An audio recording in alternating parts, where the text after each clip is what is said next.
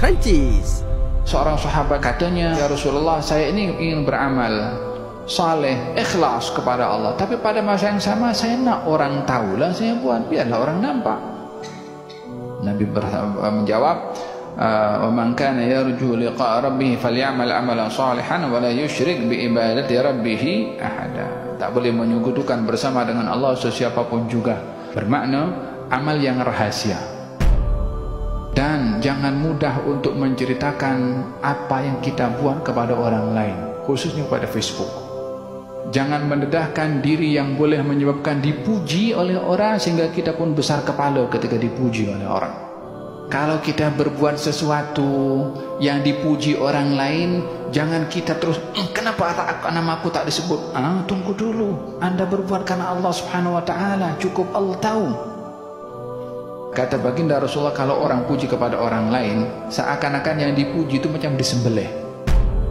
Karena apa? Pujiannya kalau menyebabkan yang dipuji besar kepala dan riak serta takabur, akan menggugurkan amalnya dengan pujian itu. Apa sebabnya amalnya gugur? Karena pujian. Ingat, ikhlas ruh kepada ibadah. Ikhlas sir rahasia kabul kepada ibadah. Satu orang dia ada berpuasa selama 20 tahun Isnin dan Khamis. Tak ada orang tahu. Syaitan nak kacau, macam mana nak kasih orang ini hampa dengan amal perbuatan yang ikhlas selama 20 tahun ini. Senin Khamis dia puasa 20 tahun, tak ada orang tahu. Syaitan datang menyerupai seseorang, dia kata, "Saya ini datang daripada jauh, gharib, orang asing, tak ada sesiapa yang saya kenal, bolehkah tuan pelawar saya di rumah?"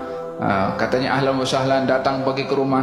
Kemudian syaitan pun bagi tahu, saya pun berpuasa, katanya.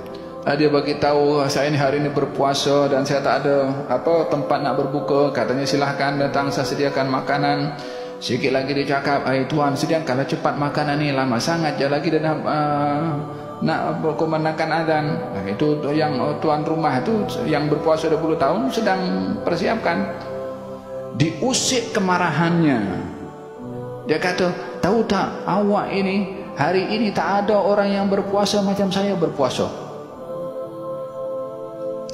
Last sekali yang tuan rumah tu dia dah tak larat, tak tahan, dia marah kepada tetamu tu.